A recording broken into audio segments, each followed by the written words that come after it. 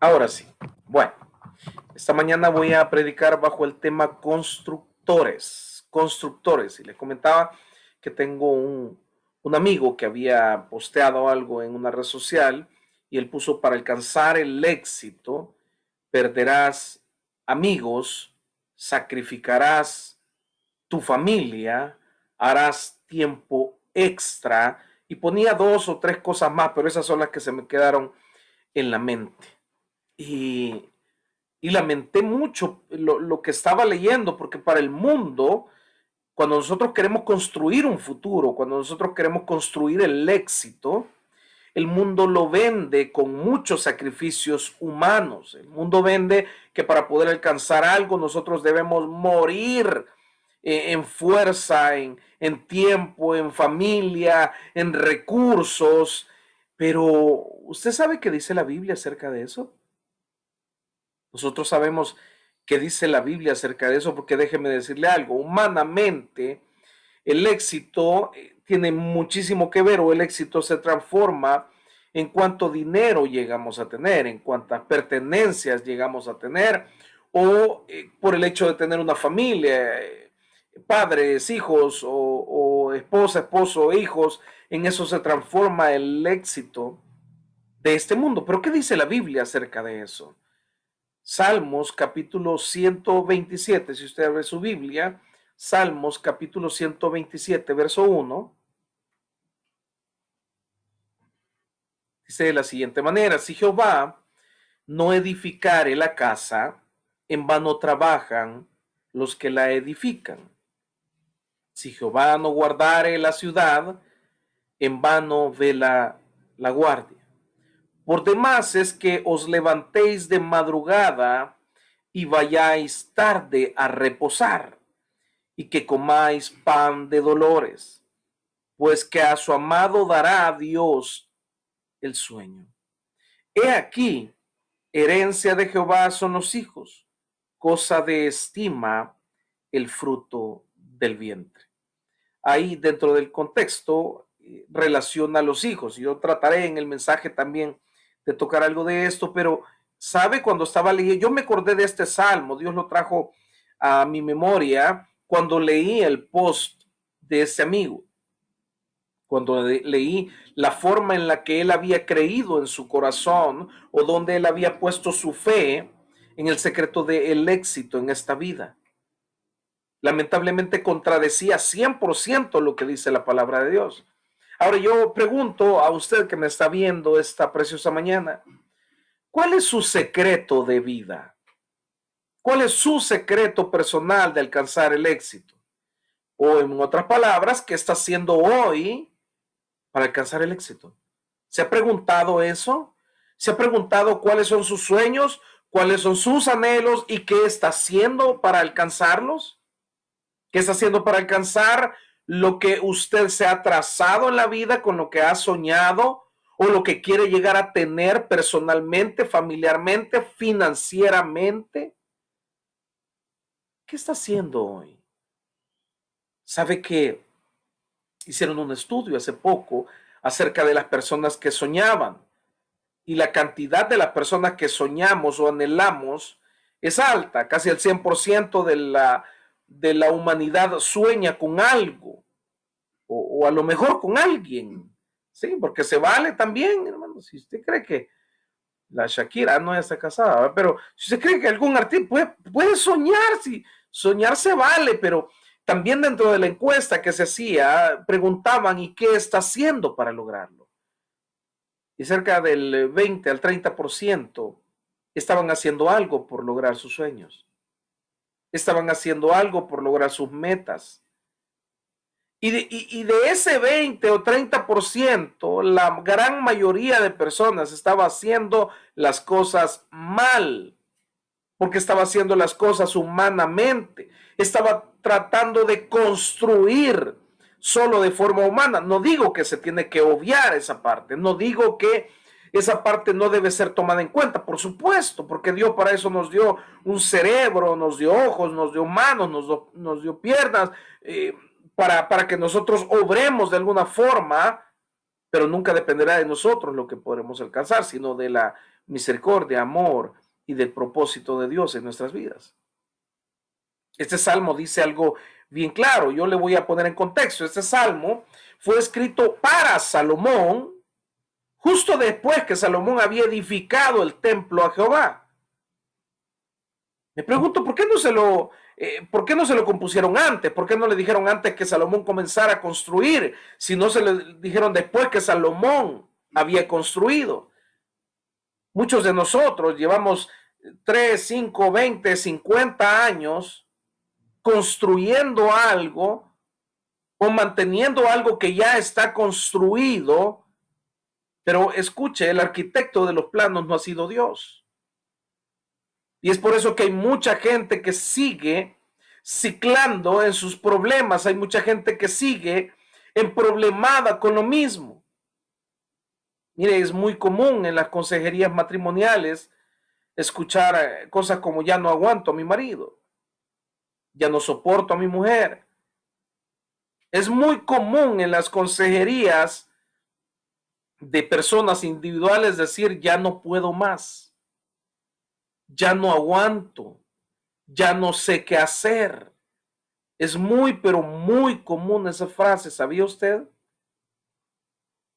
O frases como ya no sé qué hacer con este mi hijo o con esta mi hija. O ya no sé qué hacer con tanto problema que tengo. Es muy común, pero se nos ha olvidado que hay alguien que antes que nosotros viniéramos al mundo, él ya tenía un plan de vida para nosotros, él tenía un propósito, él tenía un plano sobre el cual nosotros íbamos a actuar, íbamos a expandirnos, íbamos a caminar, íbamos a hablar, íbamos a comportarnos de acuerdo al propósito del arquitecto de la vida, que es Cristo Jesús. Yo quiero preguntarle hoy en día, ¿qué ha construido en su vida? ¿Qué ha construido en su vida? Tómese unos segundos para pensar. Y cualquiera puede decir, ay, pastor, gracias a Dios, mire, tengo a mi esposita y tengo unos hijos. No, no, no. No, no estoy hablando de lo que naturalmente ha hecho. Estoy hablando de lo que ha construido de acuerdo al propósito de Dios. Hay mucha gente que también basa su vida diciendo, a mí gracias a Dios me ha ido bien, tengo mucho dinero, tengo 50 casas, tengo 20 carros y tengo plata en el banco, entonces yo construí bien. ¿Qué dice la Biblia acerca de eso? Lamentablemente confundimos el término construir con lo que nosotros podemos hacer fuera del propósito. Y la Biblia es clara, dice, si Jehová no edificare la casa, en vano trabajan los que la edifican. Porque podemos tener poco, podemos tener mucho, pero ¿cómo está nuestro sueño? Dice en el verso 2, al final del verso 2, pues que a su amado dará Dios el sueño. Eso quiere decir que es Dios quien da el sueño. Eso quiere decir que muchos de nosotros podemos estar soñando con algo equivocado. Eso quiere decir que muchos de nosotros podemos estar viviendo equivocadamente. Y las señales de vivir equivocadamente son muy claras. Número uno, no vivimos en paz. ¿Está viviendo en paz usted? ¿Estoy viviendo en paz yo? No digo que no tenga problemas. La paz no tiene nada que ver con no tener problemas. Al contrario, la paz tiene que ver con estar en una tribulación y tener paz en medio de esa tribulación. ¿Sabe? Una de las muestras o de las señales más claras también es que en medio de la tribulación y en medio de la prueba nunca dejamos de soñar. Jamás dejamos de soñar. Recuerdo que Dios nos permitió construir con mi familia una casita pequeña, lo recuerdo, y llegamos, vimos el lugar, y el lugar donde estaban tenía polilla, estaba feo, y tomamos la decisión, lo vamos a botar todo. Y al principio a todos nos dio temor, y qué va a ser, y cómo va a quedar, y con nada de experiencia, y bueno, se botó el lugar, y recuerdo que comenzamos a construir. Y llegábamos a ver cómo estaba la construcción, y llegábamos y le preguntábamos, ¿y aquí qué va a poner? Y aquí hay que poner esto, y no se le va a olvidar lo otro, y no sé, ¿por qué? Porque siempre la persona que construye debe ser guiada por alguien más. Oiga, normalmente yo tengo amigos que son ingenieros civiles, pero el arquitecto es el que diseña el plan para el plano, perdón, para que el ingeniero civil construya. Usted y yo somos los que estamos echando mano a la obra, pero es Dios el que hizo el diseño. Si nos salimos del diseño de Dios, el problema es que no alcanzaremos la paz. Recuerde que la paz tiene que ver con la plenitud de vida del cristiano. De la paz se deriva la vida del cristiano. El cristiano que no tiene paz vive en una convulsión, vive en ansiedad, vive en afán, vive en pleito, vive en mal carácter. Se lo voy a resumir así: el cristiano que vive en paz ama a sus enemigos. El cristiano que vive en paz ama y acepta a su familia. El cristiano que vive en paz da su mejor servicio a Dios dentro y fuera de la iglesia. El cristiano que vive en paz dan ganas de estar con él. El cristiano que vive en paz reconoce a Dios como lo más poderoso y lo más lindo que le ha pasado en la vida. Entonces Salomón acababa de construir, pero le dijeron: de nada te va a servir haberle puesto todo lo que le pusiste si la presencia de Dios no está en ese lugar. Usted y yo podemos tener una familia, 50 hijos, 40 nietos, lo que usted quiera, pero el punto es, ¿está Jehová ahí? Ay, sí, porque nosotros oramos. Eso es religiosidad. Sí, porque nos congregamos, seguimos siendo religiosos. Sí, es que porque todos somos cristianos. Cualquiera puede llamarse cristiano. Pero la verdadera vida no está en lo que nosotros humanamente o físicamente podamos llegar a ser, sino en lo que Jehová edifica y muestra nuestras vidas. La palabra edificar quiere decir hacer construir o mandar a construir. Otro significado es infundir en alguien sentimientos de piedad y de virtud. Por ahí vamos. Nada en la tierra, escucha, puede ser edificado si Dios no aprobó los planos primero. ¿Escuchó eso?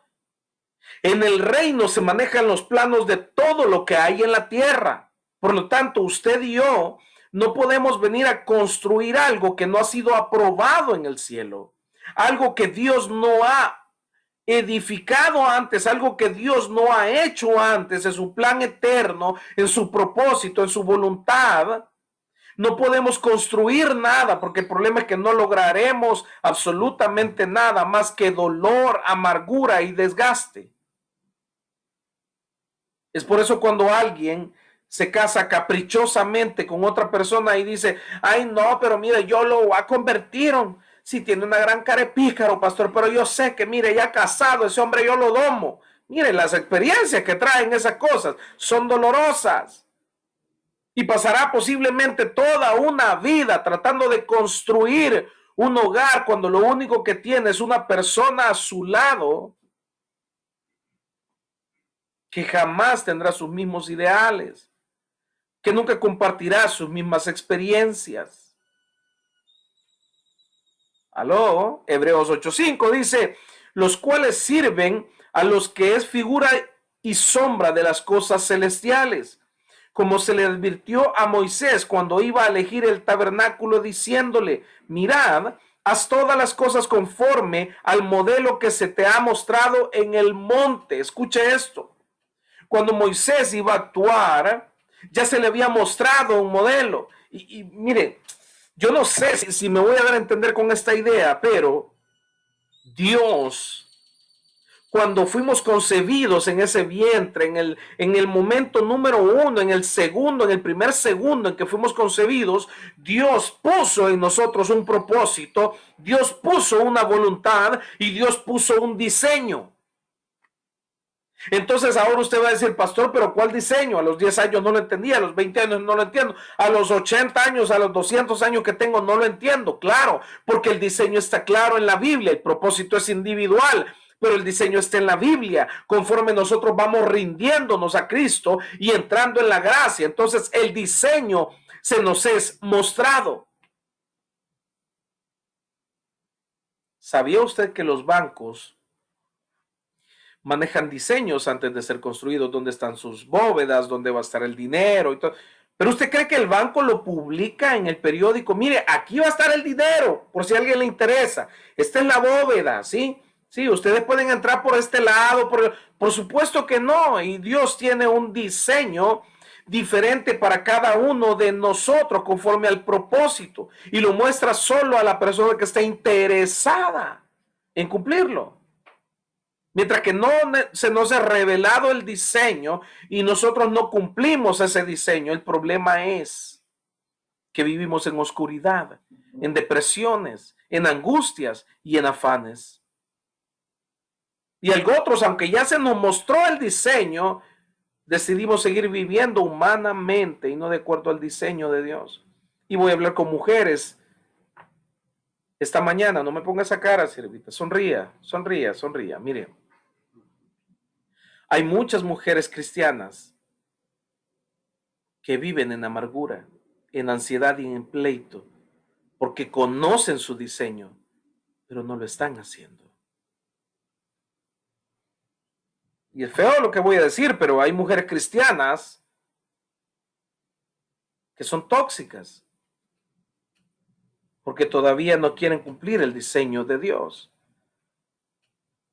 Perdóneme, hermana, esta mañana, pero a mí me daría una pena ajena que usted conozca palabra y todavía siga siendo mujer tóxica.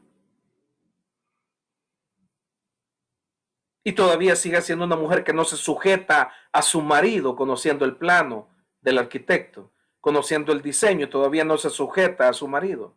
Es lamentable decirle que usted va a tratar de edificar y solo va a comer pan de dolores todos los días de su vida, hasta que usted comience a cumplir el diseño de Dios. Dígame, Dios le bendiga, pastor. Así, así, bonito. Varones, cálmese, si es que a usted le encanta la otra parte, vea. Varones, ¿cómo podemos decir que honramos a Dios si no estamos edificando nuestra casa? ¿Cómo podemos decir que edificamos, que honramos a Dios si ni siquiera modelamos un sacerdocio en la casa? Si seguimos siendo los mismos destrabados y descuidados de siempre. Que no nos importa la vida, que no nos importa la familia, como venga, nosotros lo sacamos, como somos más frescos en ese aspecto, como somos un poco más fríos en las emociones, solo la vamos pasando. Yo no entiendo cómo tanto hombre conociendo de Biblia todavía siguen en el ambiente vulgar, autóctono y de acuerdo al pecado original.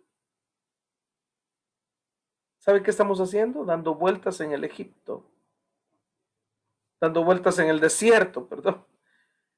Sin salir aún de un Egipto. Con la cultura del pecado original. Cuando Dios ya mostró un diseño para nosotros. La mujer sabia, dice la Biblia, despedaza su casa. ¿Cómo dice? Me encanta, me encanta. Edifica, pero a la hora de edificar, sierva, me encanta. Hombres, tenemos que ser sacerdotes de nuestras casas. Si todavía estamos bajo la cobertura de nuestra mujer y por las oraciones de nuestra mujer, no hemos sido metidos en fuego y en todo, tenemos que arrepentirnos y realmente tomar la hombría. La hombría no es una pistola, no es una botella de licor, no es el que más grita o el más macho. La hombría es amarrarse el pantalón y ser un sacerdote en la casa. Pero si todavía la mujer nos representa espiritualmente, Déjeme decirle algo, el problema no es lo que dice el pastor esta mañana, el problema, ¿a qué le importa? No, el problema no es lo que dice el pastor. El problema real es todo lo que vamos a vivir de aquí en adelante si nosotros no cumplimos el diseño de Dios en todas las áreas de nuestra vida. Y sabe, lamentablemente Dios nos juzgará de acuerdo al conocimiento que nosotros tengamos. Lo dice la Biblia. Y Dios siempre mostrará el diseño a aquel que se le acerca. Y Dios siempre le mostrará el diseño a aquel que lee la palabra, aquel que escucha un sermón. Dios en su plan perfecto creó el propósito para cada uno de nosotros de acuerdo a su voluntad. Pero lamentablemente hay muchos fuera del diseño de Dios. Escuche, voy entrando al mensaje. Me permite ya predicar, ahorita solo le estaba mostrando la pequeña introducción amorosa de parte del Señor. En Mateo 4:17 la Biblia dice, Jesús estaba predicando su primer mensaje, sus primeros sermones, y dijo, arrepentíos porque el reino de los cielos se ha acercado. ¿Sí? Arrepentido, pero oiga, este momento fue crucial, no solamente porque Dios habló del arrepentimiento, sino la pregunta es de qué tipo de arrepentimiento estaba hablando. Recuerde que Dios le estaba hablando a un pueblo religioso, puramente religioso, y les estaba diciendo, arrepiéntanse, arrepentidos porque el reino de los cielos se ha acercado. Ahora yo pregunto, ¿no se había acercado ya el reino de los cielos? ¿Por qué ahora dijo que se había acercado? Porque había una ley, porque había un Dios con ellos. Desde el Génesis había un Dios con ellos. En Job había un Dios con ellos. Algunos estudiosos dicen que Job fue antes de Génesis, como usted lo quiera tomar, pero había un Dios ya con ellos, sí o no. Entonces, ¿por qué dice que el reino de los cielos se había acercado? Y ocupa la palabra arrepentido. O sea, eso es muy, pero es muy, ¿cómo decirle? Es muy impactante, y esta palabra arrepentidos no solo estaba hablando del pecado, porque definitivamente sabemos que el pecado es de cajón en todos los temas que trata Dios, pero ¿por qué dijo arrepentidos? Porque el reino de los cielos se ha acercado y Dios llevó ese mensaje siempre, comenzó con ese mensaje y terminó con ese mensaje. Cuando Pilato lo estaba juzgando, le dijo, no, mi reino no es de este mundo, le dijo. Y estaba hablando del todo el cosmos, estaba hablando del reinado. Entonces, ¿por qué dijo el reino de los cielos se ha acercado? Y después dijo, mi reino no es de este mundo. Debemos de establecer los principios bíblicos en esto. Mire, él tiene, porque Dios tiene el poder. Reino quiere decir dominio del rey. Eso quiere decir reino. Entonces, él tiene el dominio. Dios tiene el dominio de cada uno de nosotros y siempre lo tendrá. ¿Escuchó eso? Siempre tendrá el dominio sobre nosotros. Dios siempre es así. Gálatas 2:20 dice, con Cristo estoy juntamente crucificado y ya no vivo yo, mas Cristo vive en mí. ¿Se acuerda de eso? ¿Ok? Y lo que ahora vivo en la carne lo vivo en el Hijo de Dios, el cual me amó y se entregó a sí mismo. Lo que estaba diciendo es que cuando entregamos nuestra vida a Cristo, que dice, juntamente estoy crucificado, no dice me crucificaron, sino estoy voluntariamente crucificado juntamente con Cristo. Entonces, esa acción tiene que ver con entregar la vida al Señor, mis deseos, mis anhelos, mi voluntad, mis emociones, mis compulsiones, mis pecados, entregarlos a Cristo. Y en la medida que nosotros entregamos la vida a Cristo, entonces Él puede hacer lo que quiera con nosotros en el sentido espiritual. Dios va a hacer lo que quiera con este mundo y lo que quiera con los impíos, con los ateos, con los cristianos, con los mormones, con todo. Dios va a hacer su voluntad al final siempre.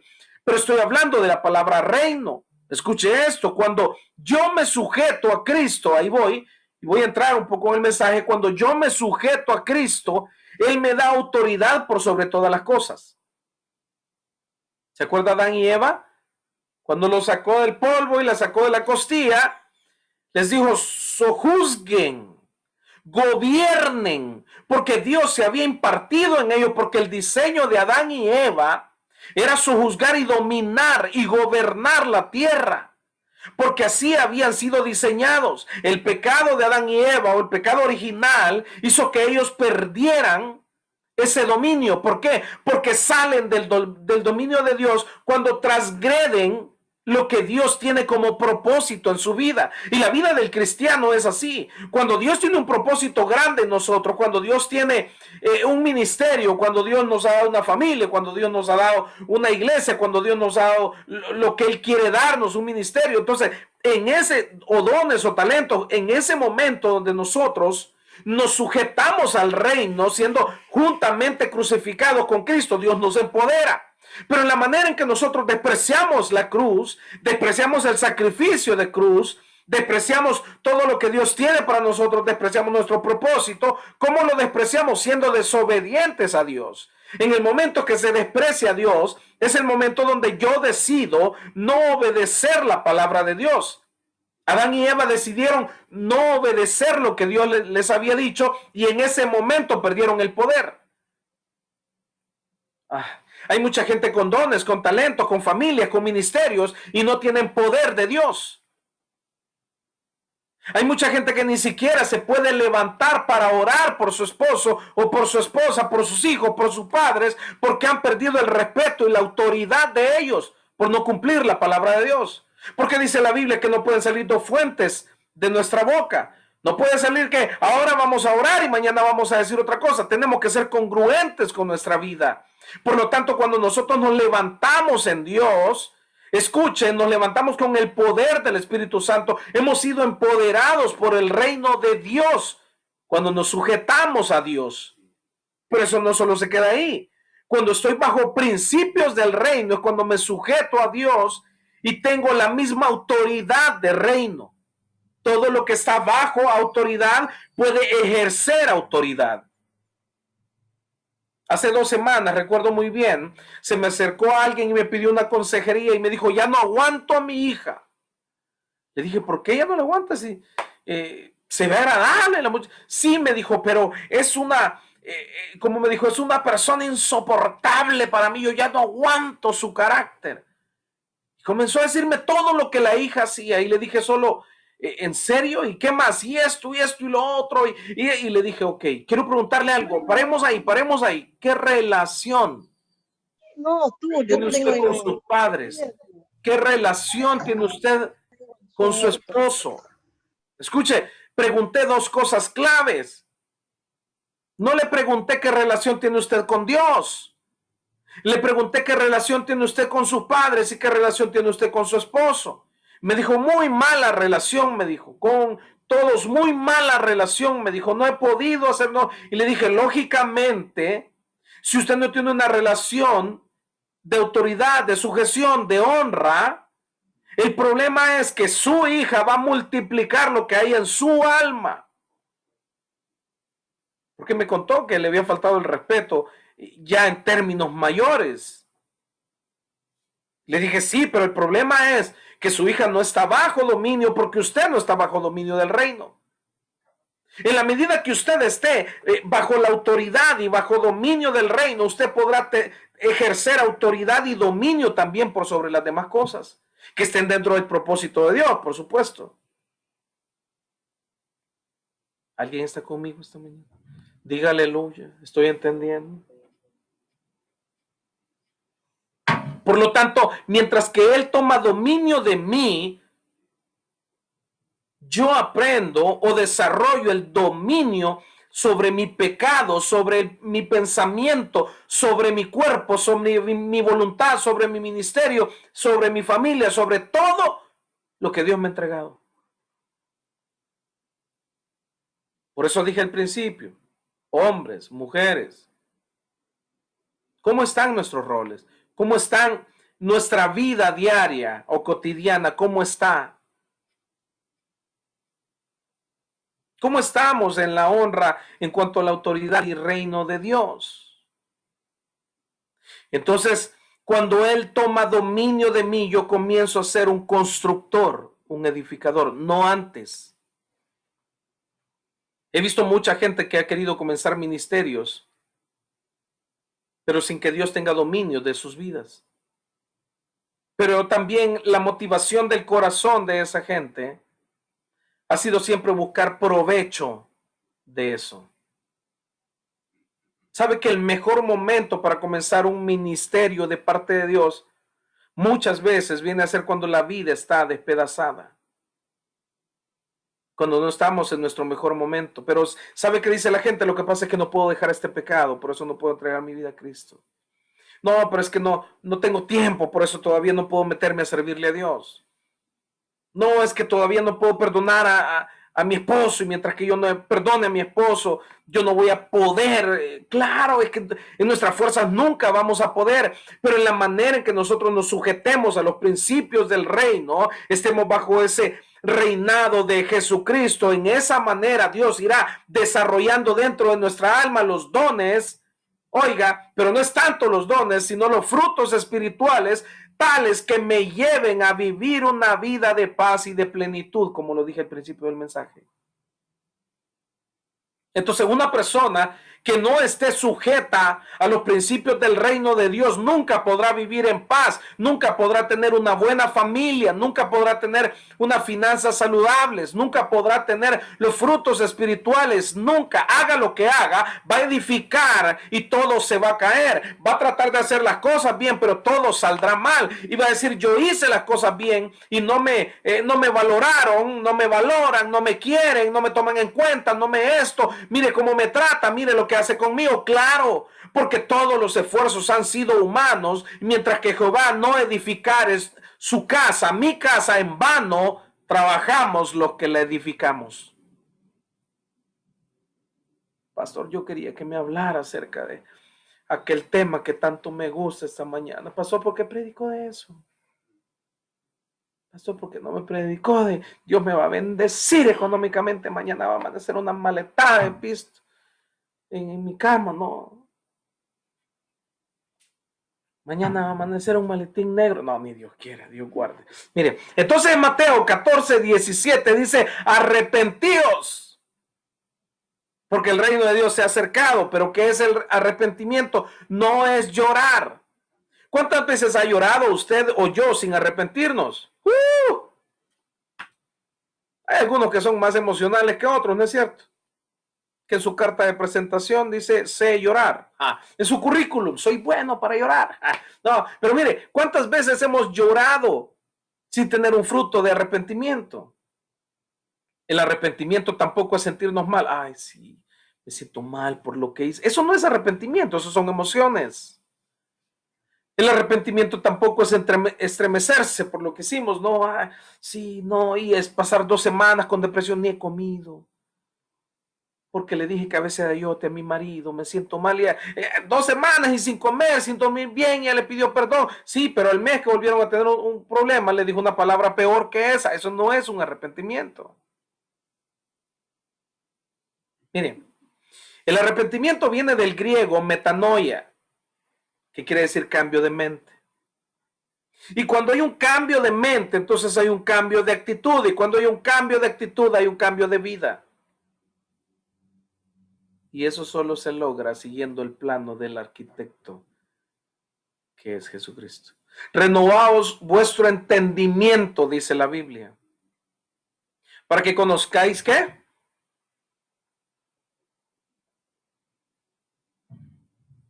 Santo Padre. Mire, el arrepentimiento no tiene que ver solamente con el pecado, el que estaba hablando Jesucristo ahí, o la iniquidad, aunque sí tiene que ver, pero no solo con eso, sino con el cambio de mentalidad. Por eso les estaba diciendo, arrepiéntanse. Vienen de un Antiguo Testamento, vienen de la ley, arrepiéntanse, porque lo que voy a traer ahora es una transición a la gracia. Ahí voy. Mire, Dios pide un arrepentimiento porque lo que está pidiendo es que todo nuestros rudimentos, nuestras viejas estrategias, formas de pensar, formas de actuar, formas de hablar, formas de caminar, formas de tratar a otros, formas de perdonar, formas de trabajarle a Dios, formas de servir a Dios, formas de ser en nuestra familia, formas de ser en nuestro trabajo, formas de ser en la calle, formas de manejar nuestras finanzas, formas de proyectarnos, de soñar, de tomar en cuenta a Dios, de ponerlo como prioridad. Todo eso debe tener un arrepentimiento, un cambio de mente. Y el cambio de mente solamente viene por medio de la palabra de Dios. Dice la Biblia, porque la fe viene por el oír y el oír la palabra de Dios. Nadie que no conozca a Dios es capaz de cambiar. Yo le dije hace unos días que alguien llegó a mí y me dijo, yo dejo un vicio y no necesité de Dios para dejarlo. Sí, pero el problema no era el vicio, por eso le dije. La gente cree que el pecado es, el cometer el pecado es todo. O el pecado tiene que ver con el fruto. No, el pecado tiene que ver directamente con el corazón. Como hay gente que dice, mire, es que yo no puedo quedarme callado. No, es que se me sale al final. O mire, me callé, pero cuando llegué a mi casa me desahogué. No ha habido un cambio de corazón. No ha habido un cambio de corazón. Terrible, vea. Santo, diga. Ya me viste, Jehová. Alguien tiene que decir eso porque yo no sé si estoy hablando para la iglesia correcta, pero el punto es que nuestras actitudes deben de cambiar. Ellos venían de la ley de cumplir requisitos para ser salvos y Dios les dice, ok, dejen a un lado los requisitos y reemplacémoslo por el amor a Dios sobre todas las cosas y entrarán a la gracia. Metanoia, arrepentimiento, religiosidad. Porque ¿sabe qué es lo peor de todo? Que un impío que peque no tiene nada de malo. Que una mujer impía no reconozca a su marido como autoridad, que no se sujete, que no sea virtuosa, que es normal. Que un hombre impío no tenga arrepentimiento, frutos espirituales, no sea un sacerdote de la casa, es normal. Pero dentro de la iglesia,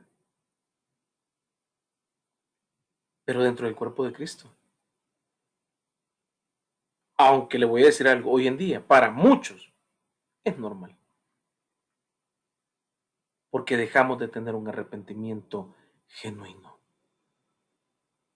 Entonces ese pueblo vivía en afán y en ansiedad por cumplir requisitos, pero ese pueblo cada vez que abría su boca hablaba de cumplir esos requisitos para obtener algo de parte de Dios. O sea que oraban, se congregaban, leían la Biblia y todo para obtener la bendición de Dios y se transformaba en algo de economía. Mateo 6:31, voy terminando el mensaje, dice, no os afanéis pues diciendo qué comeremos o qué beberemos o qué vestiremos porque los gentiles buscan todas estas cosas, pero vuestro Padre Celestial sabe de qué tenéis necesidad antes que vosotros la pidáis. Mas buscad, aquí voy, mas buscad primeramente el reino de Dios y su justicia y todas esas cosas os serán añadidas. Y todas esas cosas os serán añadidas. ¿Sabe qué? El principio del reino es buscarlo. El principio del reino es buscar el reino de Dios y su justicia. Ese es el principio de toda la vida del cristiano. Porque algo se perdió y se perdió con el pecado original, con el que heredamos de Adán y Eva, se perdió algo y hay que recuperarlo. El pueblo vive en afán y en ansiedad. Mire, no os afanéis, dice la palabra. ¿Y cuánta gente vive afanada por el problema familiar, por el problema económico? No hay nada, discúlpeme, yo quizá voy a ser un poco más profundo en esto, pero es lamentable ver familias cristianas afanadas por la economía. Dice la Biblia, porque Jehová es quien da el sueño, no quien da el afán. O sea que están viviendo bajo un principio satánico, sin saberlo. Y lo peor de eso es que nunca lograrán nada. Hay gente que llega a tener mucho, al final se convierte en nada. Hay gente que nunca logra absolutamente nada porque están trabajando sin un principio de reino.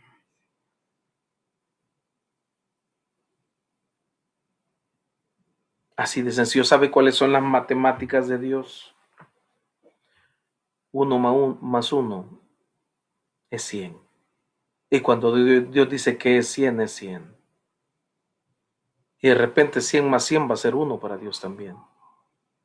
¿Por qué? Porque Dios quiere demostrarnos que el que depende de Él, que el que establece principios de reino, ese será bendecido. No se trata del que trabaja más, del que sacrifica a su familia. Ay, ahora lo voy a sacrificar, pero mañana veremos los frutos. Sí. La semana pasada, termino, ya voy terminando, téngame paciencia.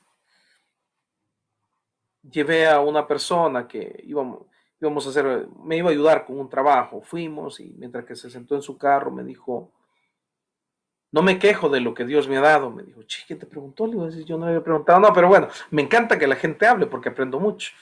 Me dijo, no me quejo nada y le dije, qué bueno porque el agradecimiento es un buen principio.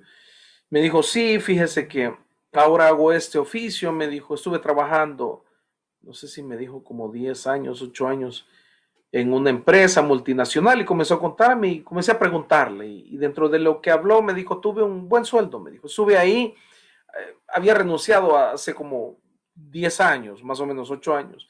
Y en aquel entonces me dijo, me pagaban $2,500 libres de prestaciones, de eso. Imagínense, $2,500 hace 10 años no era un mal sueldo.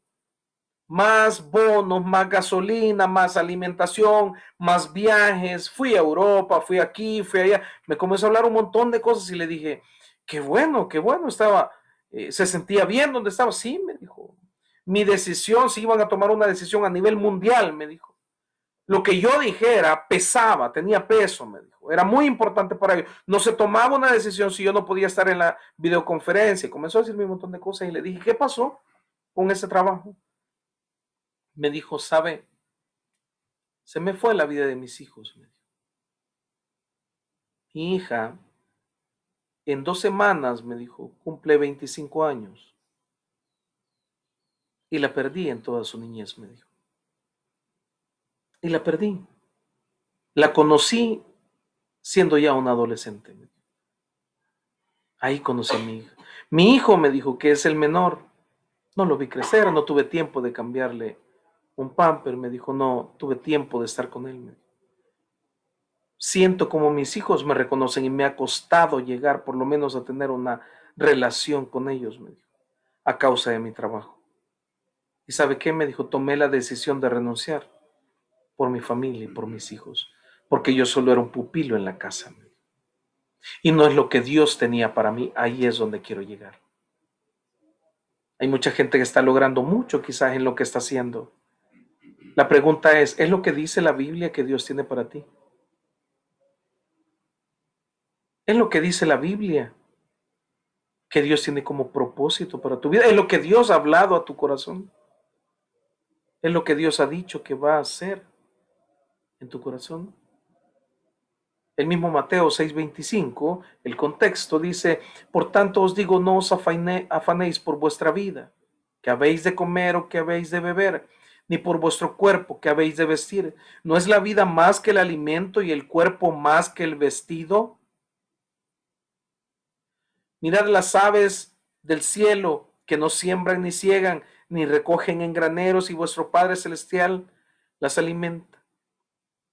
¿No valéis vosotros mucho más que ellas? ¿Y quién de vosotros podrá, por mucho que se afane, añadir a su estatura un codo? Y por el vestido, ¿por qué os afanáis?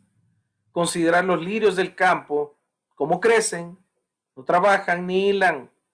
Pero os digo que aún ni Salomón con toda su gloria se vistió así como uno de ellos. Y si la hierba del campo, que hoy es y mañana se echa en el horno, Dios la viste así, no hará mucho más con vosotros, hombres de poca fe. ¡Wow! ¿Sabe qué está diciendo la Biblia ahí? Que cuando nosotros valoramos más lo que Dios nos ha puesto como propósito, lo que Dios nos ha puesto como prioridad, somos personas de poca fe. Y eso nos lleva a la destrucción de nuestras vidas y de nuestras familias. La pregunta es, ¿qué es más importante para usted y qué es más importante para mí? Y no se vale decir mi familia si no hay hechos reales que respalden nuestras palabras. Si usted es hija, no se vale decir mis padres si no hay hechos que respalden esa palabra. Si usted es esposa, no se vale decir mi esposo y mis hijos si no es una mujer virtuosa y sujeta en su casa. Si somos padres, si somos hombres, no se vale decir mi familia si no somos sacerdotes y no somos el cordero inmolado, el sacrificio delante de Dios por los nuestros. No se vale vivir sin principios. No se vale saber palabra y no vivir todos los días para cumplirla. No se vale. Nuestra familia está sufriendo. Nosotros estamos sufriendo sin principios. No se vale. Ponía eso, amigo, perderás amigos, sacrificarás tus familias, harás horas extras y lo que sea. La Biblia dice, buscad primeramente el reino de Dios y su justicia y todas las demás cosas os serán añadidas. ¿Bajo qué principio vive usted y bajo qué principio vivo yo? Romanos 14:17 dice, porque el reino de Dios no es, no es comida ni bebida, sino justicia, paz y gozo. ¿Qué es el reino de Dios? Justicia, paz y gozo. Por eso dice, buscar primeramente el reino de Dios y su justicia, porque la justicia de Dios genera paz y gozo. El ser justo delante de Dios generará una vida en plenitud y una vida siempre alegre y gozoso. ¿Cómo está esta mañana de gozoso y de alegre? ¿Qué tanta paz tiene en su hogar, con su familia, con su esposo, con su padre, con sus hijos? ¿Cuánta? ¿Cuánta paz tiene consigo mismo? ¿Cuánta paz tengo conmigo mismo?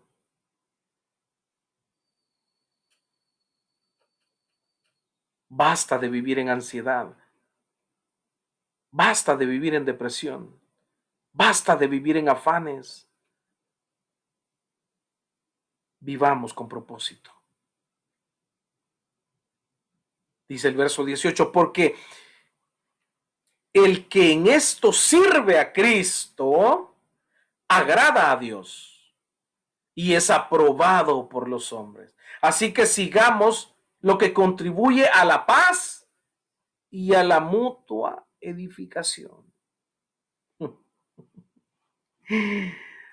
Ay, no se trataba de lo que comía, y el contexto habla acerca de no podemos comer algo frente a nuestros hermanos, pero no se trataba de lo que iba a comer ese hombre. ¿Sabe de qué se trataba? De la actitud de su corazón, de lo que pensaba, aportaba y daba para con el prójimo.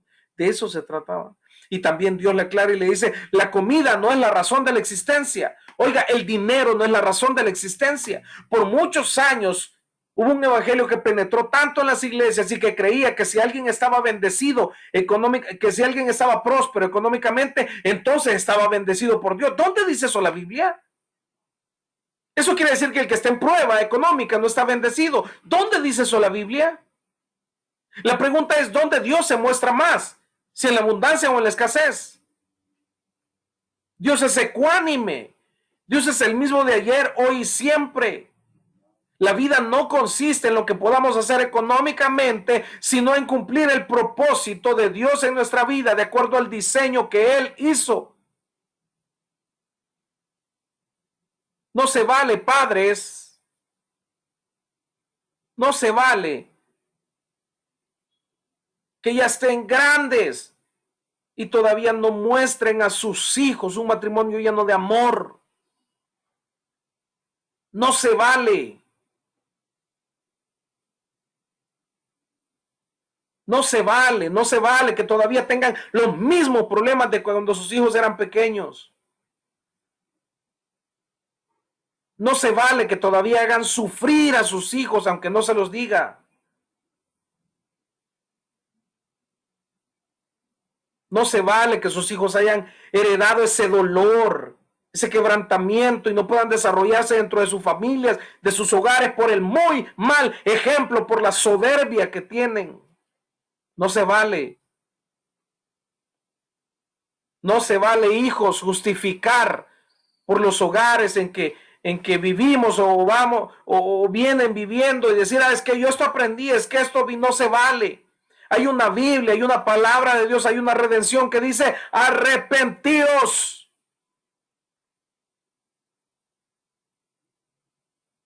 No se vale decir, es que miren, es que fíjese que yo chupo, vea, porque, yo de pequeño sufrí. No se vale. Si Dios ya nos redimió, si Cristo murió en esa cruz, entonces no sirvió de nada la cruz. No se vale, es tiempo. Es tiempo que comencemos a vivir como verdaderos hijos de Dios. El reino no se trata de tener una buena casa, el reino se trata de tener un hogar feliz, con justicia, paz y gozo. De eso se trata el reino. Nosotros fuimos creados para establecer el reino de Dios en esta tierra. Y ahora sí termino. El verso 19 dice, así que sigamos lo que contribuye a la mutua edificación, pero en el primer verso que leímos en el 17 dice, porque el reino de Dios no es comida ni bebida, sino justicia, paz y gozo. ¿Sabe qué está diciendo la Biblia ahí? Que quien trae la justicia, que quien trae la paz y que trae el gozo es usted y soy yo, todos los días de nuestra vida.